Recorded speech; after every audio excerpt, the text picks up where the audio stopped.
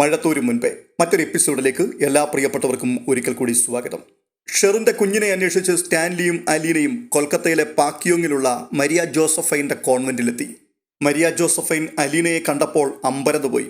തൻ്റെ അമ്മച്ചി എവിടെ പോയി എന്ന് ചോദിക്കണ്ട, അത്രമാത്രം സാമ്യം. അതുകൊണ്ട് തന്നെ മരിയ ജോസഫൈൻ കൂടുതൽ ചോദ്യങ്ങൾക്കൊന്നും തുനിഞ്ഞില്ല. അവൾക്ക് അലീനയെ നന്നായി ബോധിച്ചു.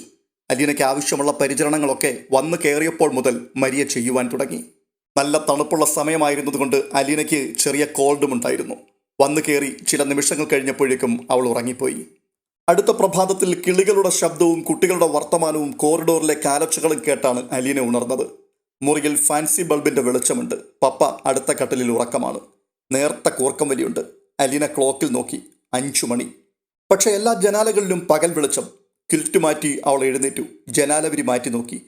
പുറത്ത് പ്രഭാതം, പൈൻമരക്കൂട്ടങ്ങൾ, അകലെ പച്ചയും നീലയും ഇടകലർന്ന അസംഖ്യം കുന്നുകളടങ്ങിയ ഭൂവിസ്തൃതി.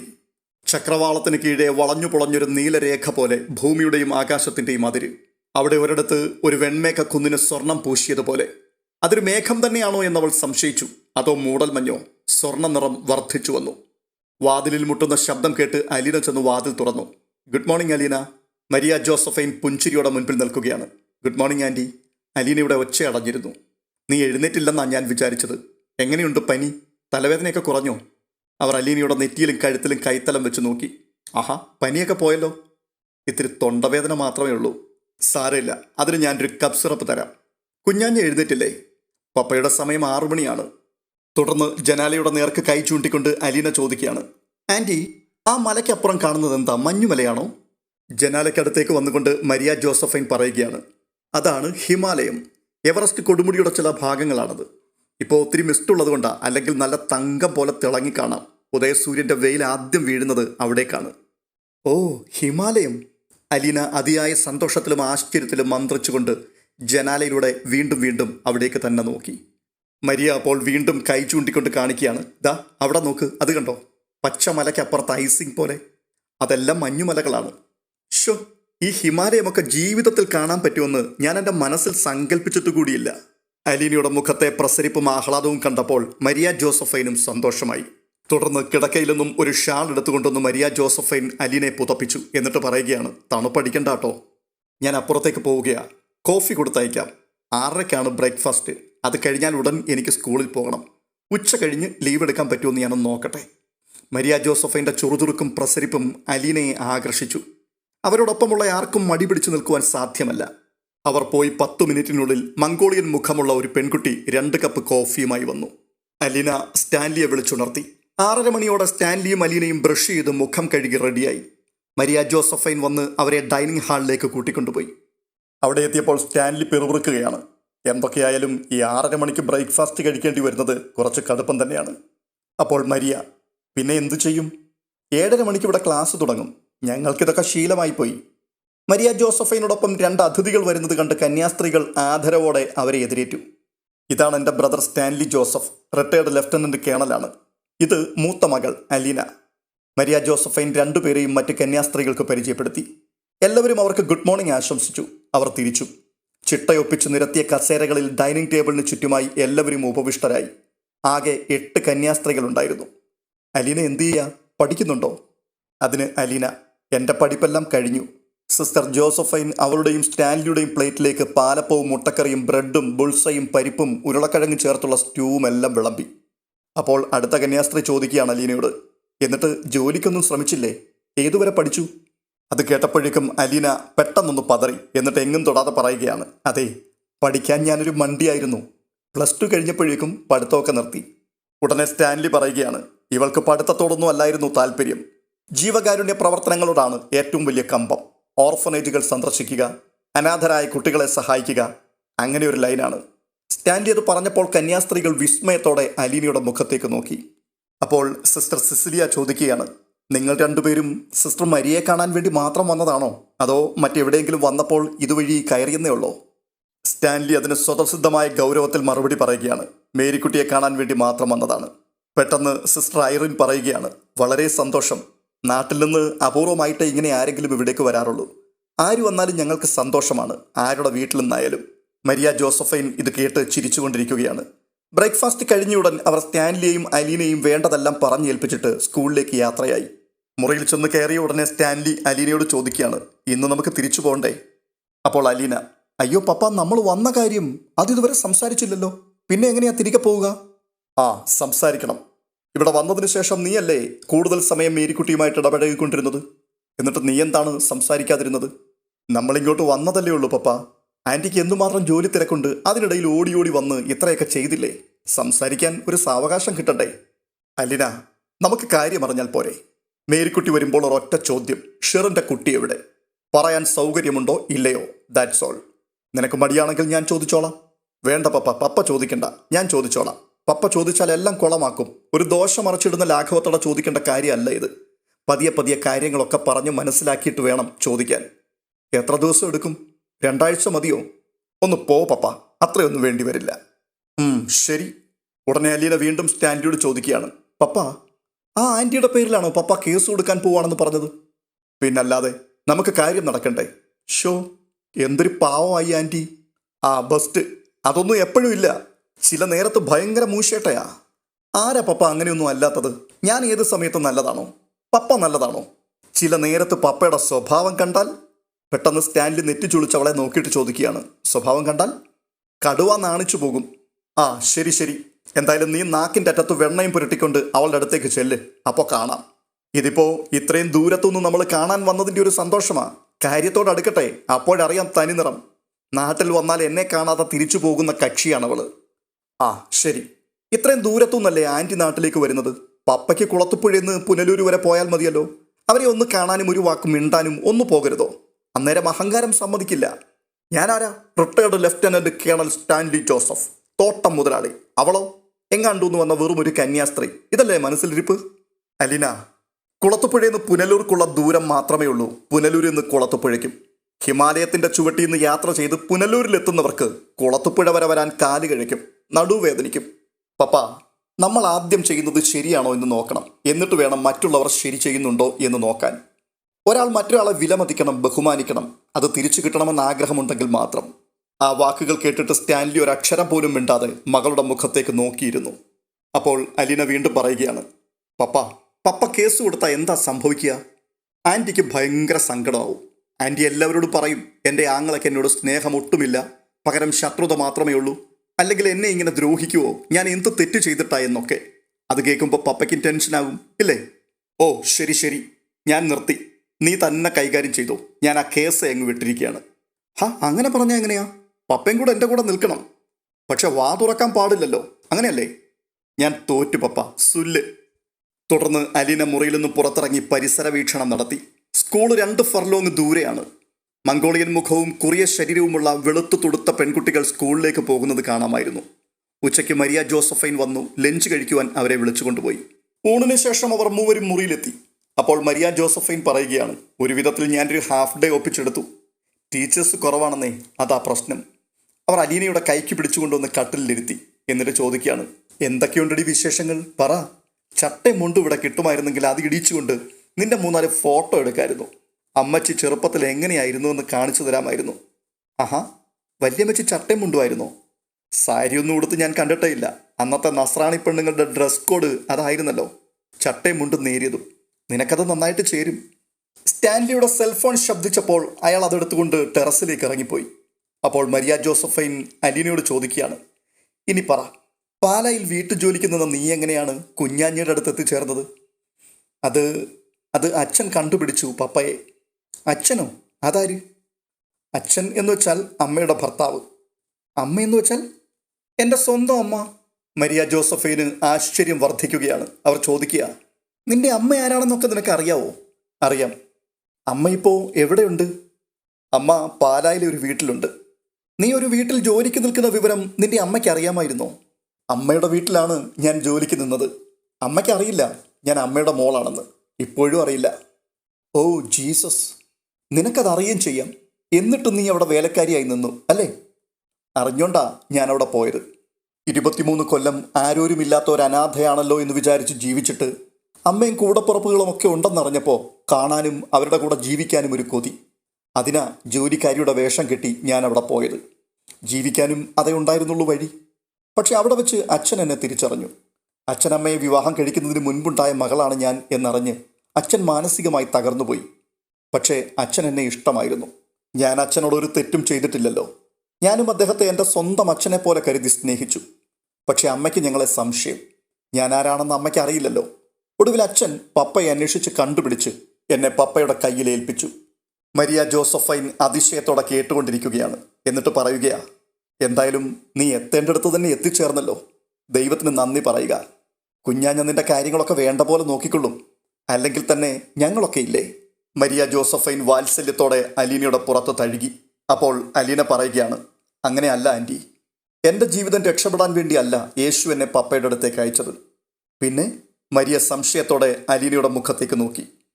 ഒരു പാവം അമ്മയും മകളും തമ്മിൽ വേർപിരിഞ്ഞ് വല്ലാതെ വേദനിച്ച് കഴിയുന്നുണ്ട് ഈ ലോകത്ത്. മകൾ എവിടെയാണെന്നറിയാതെ, ജീവിച്ചിരിപ്പുണ്ടോ എന്നുപോലും അറിയാതെ ആ അമ്മ മനോരോഗിയായി. അവരെ തമ്മിൽ ഒന്നിപ്പിക്കുന്ന ജോലി യേശു എന്നെയായിരിക്കും ഏൽപ്പിച്ചിരിക്കുന്നത്. മരിയ ജോസഫൈന് കാര്യം മനസ്സിലായി. ഇതവർ പ്രതീക്ഷിക്കുന്നുണ്ടായിരുന്നു. ആൻറ്റി, അലീന അവരുടെ മുഖത്തേക്ക് നോക്കിയിട്ട് വിളിക്കുകയാണ്. അനാഥയായിട്ട് ജീവിക്കേണ്ടി വന്ന ഒരു പെൺകുട്ടിയുടെ വേദന അത് എത്രത്തോളം വലുതാണെന്ന് എനിക്കറിയാം. കാരണം ഞാനത് അനുഭവിച്ചവളാണല്ലോ. നമ്മുടെ കുടുംബത്തിൽ നിന്ന് ഇനി ഒരു കുട്ടിയും ആയുഷ്കാലം മുഴുവൻ അവളുടെ അച്ഛനും അമ്മയും ബന്ധുക്കളും ആരെന്നറിയാതെ അലഞ്ഞു നടക്കണം. അവൾക്ക് ഭാവിയിൽ എന്ത് സംഭവിക്കുമെന്ന് നമുക്കറിയില്ല. നമ്മുടെ കുടുംബത്തിലെ ഒരു പെൺകുഞ്ഞാണ് നഷ്ടപ്പെട്ടു പോകുന്നത്. നമ്മളിൽ ഒരാളാണത്. എന്നെപ്പോലെ തന്നെയല്ലേ ആൻറ്റി അവളും? ആൻറ്റിക്ക് എന്നെ കണ്ടപ്പോൾ സന്തോഷമായല്ലോ. ഞാൻ പുനലൂരെ തറവാട്ടിൽ ചെന്ന് താമസിച്ചപ്പോൾ അവിടെയുള്ളവരും എന്നോട് സ്നേഹം കാണിച്ചല്ലോ. അതുപോലെ നമുക്ക് ആ കുഞ്ഞിനെ വീണ്ടെടുത്ത് സ്നേഹിക്കാം. അതിന് ഇത്രയും കാലം കിട്ടാതിരുന്ന സ്നേഹം കൊടുക്കാം. ദൈവം അത് കണ്ട് സന്തോഷിക്കുകയുള്ളൂ. ആൻറ്റിയെ കാണാനും ഇത് പറയാനും വേണ്ടി കൂടിയാണ് ഇത്രയും ദൂരം ഞങ്ങൾ യാത്ര ചെയ്തു വന്നത്. അലീനയുടെ ഈ വാക്കുകൾ കേട്ടിട്ട് മരിയ ജോസഫൈൻ ചലനമറ്റതുപോലെ ഇരിക്കുകയാണ്. കുറേ സമയത്തേക്ക് ആരും ഒന്നും മിണ്ടിയില്ല. ടെറസിൽ നിന്നും സ്റ്റാൻലിയുടെ ഫോൺ സംഭാഷണം അവ്യക്തമായി കേൾക്കാമായിരുന്നു. മരിയ ജോസഫൈൻ ഒടുവിൽ ഒരു ദീർഘനിശ്വാസമെടുത്തു. റാണിമോൾക്ക് നല്ലൊരു വിവാഹ ജീവിതം കിട്ടുവാനും കുടുംബത്തിൻ്റെ അഭിമാനം രക്ഷിക്കാനും വേണ്ടി ആ കുഞ്ഞിനെ മറച്ചുവെച്ചു എന്ന് മാത്രമേ ഉള്ളൂ. അല്ലാതെ വലിയൊരു തെറ്റൊന്നും ആരും ഇവിടെ ചെയ്തിട്ടില്ല. അപ്പോൾ അലീന, എന്നിട്ട് റാണി ആൻറ്റിക്ക് നല്ലൊരു ജീവിതം കിട്ടിയോ ആൻറ്റി? 2 മനുഷ്യരുടെ ജീവിതം തകർന്നില്ലേ? റാണി ആൻറ്റി മാനസിക രോഗിയായില്ലേ? ആ കുഞ്ഞിനെ മറക്കാൻ സാധിച്ചോ? കാണാമറയത്താണെങ്കിലും അവൾ ഉണ്ടെന്ന് ഞങ്ങളൊക്കെ അറിഞ്ഞില്ലേ? Sister Maria മൗനമാചരിച്ചു. ആൻറ്റിക്കറിയോ, ഞാൻ ചെന്ന് കുളത്തുപുഴയിലേക്ക് കൂട്ടിക്കൊണ്ടുവന്ന ശേഷം റാണി ആൻറ്റിക്ക് എന്തുമാത്രം മാറ്റമുണ്ടെന്ന്, എന്തൊരു പ്രതീക്ഷയാണെന്ന്. എറണാകുളത്ത് മാമച്ചനങ്കിളിൻ്റെ വീട്ടിലാണ് ഇപ്പോൾ റാണി ആൻറ്റി. അവരുടെ ഏക മകൻ്റെ കുഞ്ഞിനെയാണ് റാണി ആൻറ്റി പ്രസവിച്ചത്. മകൻ മരിച്ചുപോയ സങ്കടത്തിൽ കഴിയുന്ന അവർക്ക് റാണി ആൻറ്റിയെ കാണുന്നത് പോലും ഒരു ആശ്വാസമാണ്. സ്വന്തം മകൻ്റെ കുഞ്ഞിനെ കൂടി കിട്ടിയാലോ? അവരവളെ പൊന്നുപോലെ നോക്കും. നാളെ തെരുവിൽ അലഞ്ഞു നടക്കേണ്ട ഒരു പെൺകുഞ്ഞ് രാജകുമാരിയെപ്പോലെ ജീവിക്കുന്നത് നമുക്കെല്ലാവർക്കും കാണാൻ സാധിക്കും. അവൾക്ക് എന്തുമാത്രം നന്ദിയും സ്നേഹവും ഉണ്ടായിരിക്കും നമ്മളോടെല്ലാം. അത് കേട്ടിട്ട് മരിയ ജോസഫൈൻ പതിയെ മുഖം തിരിച്ച് ആശ്ചര്യത്തോടെ അലീനയെ നോക്കി. ആദ്യമായി കാണുന്നത് പോലെയായിരുന്നു ആ നോട്ടം. ആൻറ്റി ഒരു വാക്കു പറഞ്ഞാൽ മതി, എവിടെയുണ്ട് എന്ന് മാത്രം. അലീന പ്രത്യാശയോടെ അവരുടെ മുഖത്തേക്ക് കണ്ണു നട്ടു. മരിയ ജോസഫൈൻ അല്പനേരം ചിന്താധീനയായിരുന്നു. പിന്നെ മെല്ലെ തലകുലുക്കി. അല്പം കഴിഞ്ഞു പറയുകയാണ്, ഞാൻ പറയാം. കഴിഞ്ഞതൊക്കെ മനസ്സിലടുക്കുവാൻ അല്പസമയമെടുത്തു. ഓർമ്മയിൽ നിന്നും പതിഞ്ഞ സ്വരത്തിൽ അവർ ആരംഭിച്ചു. അപ്പച്ചനും ഔസേപ്പച്ചനും കൂടിയാ അവളെ എൻ്റെ കയ്യിൽ ഏൽപ്പിച്ചത്. അതുവരെ പോങ്ങുമൂട്ടിലെ ഒരു ഓർഫനേജിലായിരുന്നു. ഞാൻ അന്ന് ഡാർജിലിംഗിലെ കോൺവെൻറ്റിലാണ്. ഞാൻ അവളെ അങ്ങോട്ട് കൊണ്ടുപോയി. ഡാർജിലിംഗിൽ ഇവിടുത്തെ പോലെയല്ല, തണുപ്പ് വളരെ കൂടുതലാണ്. അവിടെ ഞങ്ങൾക്കൊരു ഓർഫനേജ് ഉണ്ട്. അവിടെ അവളെ ആക്കി. പക്ഷേ അവൾക്ക് തണുപ്പ് സഹിക്കാൻ കഴിയില്ലായിരുന്നു. 2 വയസ്സ് മാത്രമല്ലേ ഉള്ളൂ. എപ്പോഴും അവൾക്ക് അസുഖങ്ങളായിരുന്നു. പനി, ചുമ, മൂക്കൊലിപ്പ്, എപ്പോഴും കരച്ചിൽ. അവൾക്ക് കാലാവസ്ഥ പിടിക്കുന്നില്ല. അലീന കൗതുകത്തോടും ആകാംക്ഷയോടും കൂടി അവർ പറയുന്നത് കേട്ടുകൊണ്ടിരിക്കുകയാണ്. ഈ സമയത്ത് മൊബൈൽ സംഭാഷണം മതിയാക്കി സ്റ്റാൻലി ടെറസിൽ നിന്നും മുറിയിലേക്ക് വന്നു. അയാളെ കണ്ട് സിസ്റ്റർ മരിയ ജോസഫൈൻ സംസാരം നിർത്തി. അപ്പോൾ സ്റ്റാൻലി ചോദിക്കുകയാണ്, ഇവിടെ എവിടെയാ മേരിക്കുട്ടി അടുത്ത് ടൗൺഷിപ്പ് ഉള്ളത്? 1/2 കിലോമീറ്ററേ ഉള്ളൂ ഇവിടുന്ന് പാക്കിയോങ് മാർക്കറ്റിലേക്ക്. ചെറിയ ടൗണാണ്. എന്തിനാ കുഞ്ഞാഞ്ഞേ? ഇവിടെ നല്ല വൈൻ ഷോപ്പില്ലേ? ഉടനെ അലീന, അയ്യോ ഇവിടെ ഭയങ്കര വിലയായിരിക്കും പപ്പ, നമുക്ക് തിരിച്ചു പോകുമ്പോൾ കൽക്കട്ടയിൽ നിന്ന് വാങ്ങിക്കാം. അലീന അയാളെ നിരുത്സാഹപ്പെടുത്തുവാൻ ശ്രമിക്കുകയാണ്. അപ്പോൾ സ്റ്റാൻലി വീണ്ടും പറയുകയാണ്, സിക്കിമിലോ? കേരളത്തിൽ കൊടുക്കേണ്ടതിൻ്റെ 3/1 വില കൊടുത്താൽ മതി ഇവിടെ. അത് കേട്ടിട്ട് ഒരു അതിശയോക്തി കേട്ടതുപോലെ അലീന ചോദിക്കുകയാണ്, നേരാണോ ആൻറ്റി ഈ പറയുന്നത്? ഈ രാജ്യത്ത് എവിടെയൊക്കെ ഏതൊക്കെ വിലയ്ക്ക് സാധനം കിട്ടുമെന്ന് നമ്മളെക്കാൾ അറിയാവുന്നത് നിന്റെ പപ്പയ്ക്കാണല്ലോ. നമ്മൾ വെറുതെ തർക്കിക്കാൻ നിൽക്കണ്ട. ഉടനെ സ്റ്റാൻലി വീണ്ടും പറയുകയാണ്, ഞാനൊന്ന് പുറത്തു പോയിട്ട് വരാം. സ്റ്റാൻലി മഫ്ലർ എടുത്ത് കഴുത്തിൽ ചുറ്റി.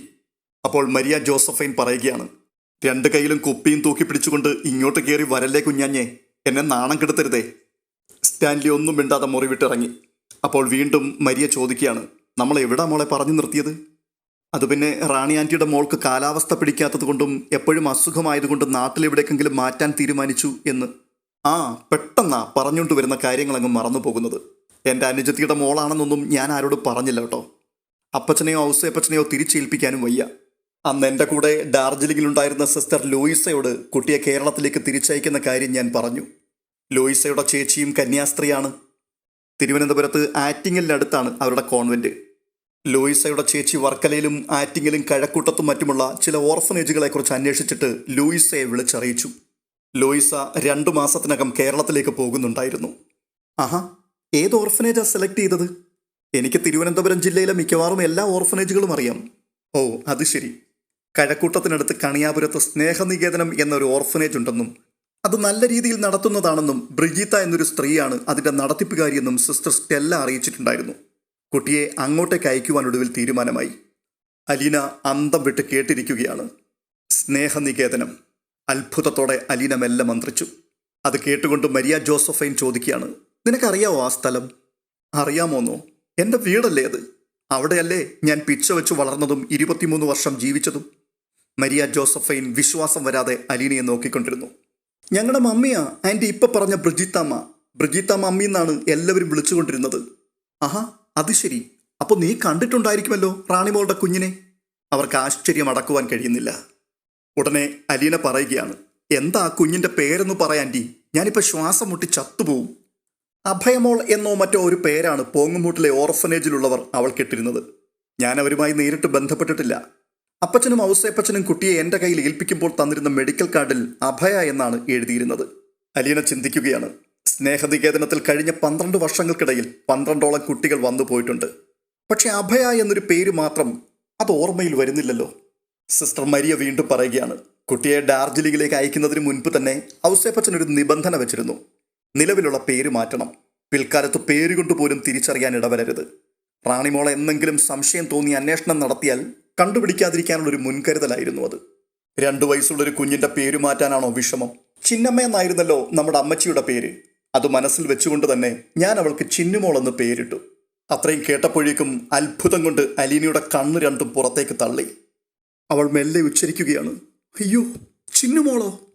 ഒരു ബോധക്കേടിൻ്റെ വക്കിലിരുന്നു കൊണ്ട് സ്വപ്നത്തിൽ വിളിച്ചുണർത്തപ്പെട്ടവളെ പോലെ അവൾ തുടർന്ന് കന്യാസ്ത്രീയെ തുറച്ചു നോക്കി. നിനക്ക് പരിചയമുണ്ടല്ലോ അല്ലേ? സിസ്റ്റർ ലൂയിസയാണ് അവളെ തിരുവനന്തപുരത്തേക്ക് കൊണ്ടുപോയത്. ആദ്യം സിസ്റ്റർ ലൂയിസയുടെ ചേച്ചി ജോലി ചെയ്യുന്ന ആറ്റിങ്ങിലെ കോൺവെന്റിൽ എത്തിച്ചു കൊടുത്തു. അടുത്ത ദിവസം സ്നേഹനികേതനത്തിൽ നിന്നും ബ്രിജീത്താമ്മ എന്ന സ്ത്രീ വന്ന് കുട്ടിയെ ഏറ്റെടുത്തു കൊണ്ടുപോയി എന്നാണ് പിന്നീട് സിസ്റ്റർ ലൂയിസ എന്നോട് പറഞ്ഞത്. മരിയ ജോസഫൈൻ തുടർന്നു പറയുന്നതൊന്നും അലീന കേൾക്കുന്നുണ്ടായിരുന്നില്ല. അവളുടെ സ്പന്ദനം നിലച്ചുപോയ മനസ്സിൻ്റെ പിന്നാമ്പുറത്ത് ഒരു 2 വയസ്സുകാരി പെൺകുഞ്ഞിരുന്ന് സദാസമയവും കരഞ്ഞു. അവൾ ആ കുഞ്ഞിനെ എടുത്ത് മടിയിൽ വെച്ചു. അവൾ അതിനെ തഴുകി ആശ്വസിപ്പിക്കുകയും ചോറുരുളകൾ വായിൽ വെച്ചു കൊടുക്കുകയും ചെയ്തു. അരികെ കിടത്തി നെഞ്ചോട് ചേർത്ത് ചൂട് പകർന്ന് മൂളിപ്പാട്ടുപാടി തലോടി ഉറക്കുകയും ചെയ്തു. അവൾ ആ കുഞ്ഞിനെ അക്ഷരങ്ങളും പാട്ടുകളും കുഞ്ഞിക്കഥകളും പഠിപ്പിച്ചു. സങ്കടവും കരച്ചിലും അസ്വാസ്ഥ്യങ്ങളും വെടിഞ്ഞ് ആ കുഞ്ഞ് ചിത്രശലഭത്തെ പോലെ സ്നേഹനികേതനത്തിൻ്റെ അങ്കണത്തിൽ പാറിപ്പറന്നു നടന്നു. അലീനെ ഓർക്കുകയാണ്, അത് റാണി ആൻറ്റിയുടെ മകളായിരുന്നു. മാമച്ചൻ അങ്കിളുടെയും ഗ്രേസമ്മ ആൻറ്റിയുടെയും ഏക മകനായിരുന്ന ജിജോയുടെ കുഞ്ഞ്. പുനലൂരെ കൊട്ടാരമറ്റം തറവാട്ടിലെ ഔതക്കുട്ടിച്ചായൻ്റെ കൊച്ചുമകൾ. തുടർന്നും എന്തോ പറയുവാൻ ഭാവിച്ച മരിയ ജോസഫൈൻ പൊടുന്നനെ അലീനെ അവിടെ ഇരുന്ന് വിതുമ്പിക്കരയുന്നത് കണ്ട് അന്താളിച്ചു. തുടർന്ന് കാണുന്നത് 4 മണിക്ക് ചായ തയ്യാറാക്കി മേശപ്പുറത്ത് വെച്ചിട്ട് രേവതിക്കുട്ടി മാമച്ചനെയും ഗ്രേസമ്മയും വിളിക്കുവാൻ വേണ്ടി കോണിപ്പടി കയറി മുകളിലേക്ക് പോകുന്ന കാഴ്ചയാണ്. ഷെറിൻ ഹാളിൽ ഇരുന്ന് TV കാണുന്നുണ്ടായിരുന്നു. ഡൈനിങ് റൂമിലെ മേശപ്പുറത്ത് സെൽഫോൺ ശബ്ദിക്കുന്നത് കേട്ട് കോണിപ്പടി പാതി കയറിയ രേവതിക്കുട്ടി തിരിച്ചിറങ്ങി. ഒരപരിചിതമായ നമ്പറാണ് അവളുടെ സെൽഫോണിൽ തെളിഞ്ഞത്. അവൾ ഫോൺ എടുത്തു. ഹലോ മോളെ, ഇത് ഞാനാ, അലീന. അയ്യോ അലീന ചേച്ചി, ഇത് എവിടെയാണ്? ഞാനിപ്പോൾ മേരിക്കുട്ടി ആൻറ്റിയുടെ കോൺവെൻറ്റിൽ നിന്നാണ് വിളിക്കുന്നത്. എൻ്റെ മൊബൈലിന് ഇവിടെ റേഞ്ച് ഇല്ല മോളെ. അയ്യോ അലീന ചേച്ചിയുടെ ഒച്ച അടഞ്ഞിരിക്കുകയാണല്ലോ, എന്തുപറ്റി? കരഞ്ഞോ? ജലദോഷപ്പനിയായിരുന്നു, പിന്നെ ഇത്തിരി കരയുകയും ചെയ്തു. അതെന്തിനാ? അവിടെ ചെന്നതിന് ശേഷം കേണൽ പപ്പ കണ്ണുരുട്ടി കാണിക്കുക വല്ലതും ചെയ്തോ ചേച്ചി? മോളെ, റാണി ആൻറ്റിയുടെ കുഞ്ഞിനെ കണ്ടുപിടിച്ചു. അതേതാണെന്ന് കേൾക്കുമ്പോൾ നീയും കരയും. ഒറ്റ നിമിഷം കൊണ്ട് രേവതിക്കുട്ടി അത്യാകാംക്ഷയുടെ കൊടുമുടിയിലേക്ക് കയറി. എന്നിട്ട് പറയുകയാ, പറ അലീന ചേച്ചി, ആരാ അത്? കരയാൻ ഞാൻ 100 വട്ടം റെഡിയാണ്. മോളെ, പറഞ്ഞാൽ നിനക്ക് വിശ്വസിക്കാൻ പറ്റില്ല. ഒരുപക്ഷെ നീ ബോധം കിട്ട് താഴെ വീഴും. അയ്യോ, ഒന്ന് വേഗം പറ, ഇല്ലെങ്കിൽ എനിക്കിപ്പോൾ ഹൃദയസ്തംഭനം വരും. മോളെ, അത് നമ്മുടെ ചിന്നുമോളാ. പെട്ടെന്ന് രേവതിക്കുട്ടിയുടെ തൊണ്ടയിൽ നിന്നും ഒരു ഏങ്ങൽ ശബ്ദം പുറത്തു വന്നു. പിന്നെ അനക്കമില്ല, ശ്വാസമില്ല. ഏതോ വിദൂരതയിൽ നിന്നും ദേവദൂതികയുടെ ശബ്ദം പോലെ അവൾ വീണ്ടും കേട്ടു. നിനക്ക് വിശ്വസിക്കാൻ കഴിയുന്നില്ല അല്ലേ? എനിക്കറിയാം നിന്റെ അവസ്ഥ. അതേ അവസ്ഥയിലാ ഇപ്പം ഞാനും. അലീനയുടെ സ്വരത്തിൽ കരച്ചിലും ചിരിയും ഇടകലർന്നു. വൈകാരികത തുളുമ്പി നിൽക്കുന്ന മഴത്തോരും മുൻപേ എന്ന പരമ്പരയുടെ ഈ എപ്പിസോഡ് ഇവിടെ അവസാനിക്കുകയാണ്. ഇതിനേക്കാൾ വൈകാരിക മുഹൂർത്തങ്ങൾ നിറഞ്ഞു നിൽക്കുന്ന അടുത്ത എപ്പിസോഡുമായി വീണ്ടും ഉടൻ തന്നെ എത്താം. ഈ വീഡിയോ നിങ്ങൾക്ക് ഇഷ്ടപ്പെട്ടിട്ടുണ്ടെങ്കിൽ ഒന്ന് ലൈക്ക് ചെയ്യുകയും ഹൈപ്പ് ചെയ്യുകയും ഒപ്പം ഇതുവരെയും ചാനൽ സബ്സ്ക്രൈബ് ചെയ്യാതെ കാണുന്നവർ ദയവ് ചെയ്ത് ഒന്ന് സബ്സ്ക്രൈബ് ചെയ്യുകയും ചെയ്യുക. ഒപ്പം നിങ്ങളുടെ വിലയേറിയ അഭിപ്രായങ്ങൾ അത് കമന്റ് ബോക്സിൽ രേഖപ്പെടുത്തുവാൻ മറക്കരുത്. അടുത്ത എപ്പിസോഡിൽ കാണാം. അതുവരേക്കും ബൈ ബൈ.